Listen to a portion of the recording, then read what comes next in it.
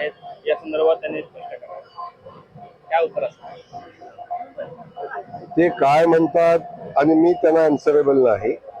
त्यांना मला प्रश्न विचारायचा अधिकार आहे का नाही माहिती नाही, परंतु मी सामान्य जनतेचा पोस्टमन आहे आणि तो पोस्टमन म्हणून घ्यायला मला लाज वाटत नाही. सामान्य माणसाचे प्रश्न घेणं समजून घेणं, ते सरकारजवळ जाणं, सरकारकडून ते सोडवून घेणं ही जबाबदारी माझी आहे. आणि ही भूमिका पोस्टमनच्या स्वरूपात करेन, आमदारच्या स्वरूपात करेन, मंत्र्याच्या स्वरूपात करेन, पालकमंत्र्याच्या स्वरूपात करेन.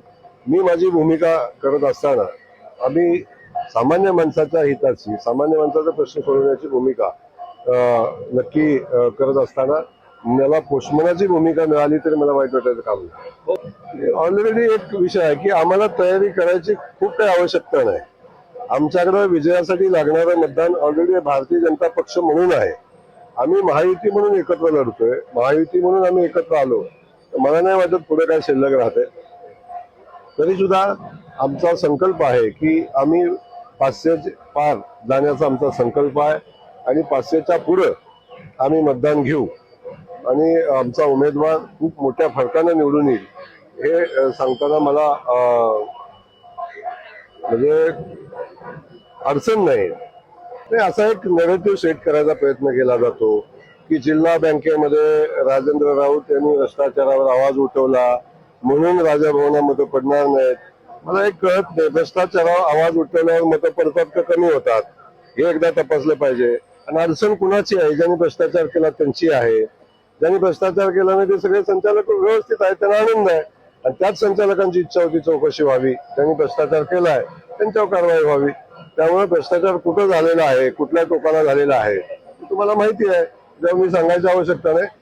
ही निवडणूक बिनविरोध झाली नाही कारण काही लोकांनी प्रेस्टिज इगो आणि इगो इश्यू केला म्हणून निवडणूक झाल्याचं मोहिते पाटील म्हणता आहेत. काय या संदर्भातलं आपली मुळात मी मगाशी आपल्याला सांगितलं की तुम्ही जे नाव घेताय ते नाव मी कधीच घेत नाही आणि मला अजून आवश्यकता भासली नाही. मी जेव्हापासून पालकमंत्री झालो त्यामुळं मला कधी आवश्यकता भासली नाही आणि मला आजही वाटत नाही. त्यामुळे कोण काय म्हणतं हा विषय वेगळा आहे, परंतु ही निवडणूक आम्हाला विचारलं असतं तर बिनविरोध झाले असती, आमच्याकडे आले असते तर बिनविरोध झाली असती, आमचं दर्शन घेतलं असतं तर बिनविरोध झाली असती. आता दर्शन घ्यायचे दिवस संपलेले आहेत. आता स्वतःचं अस्तित्व शिल्लक राहावं किंवा आमच्याशिवाय काय घडत नाही हे दाखवण्याचा जो प्रयत्न आहे तो आता मोडीत निघेल आणि ही निवडणूक हे त्याला उत्तर असेल.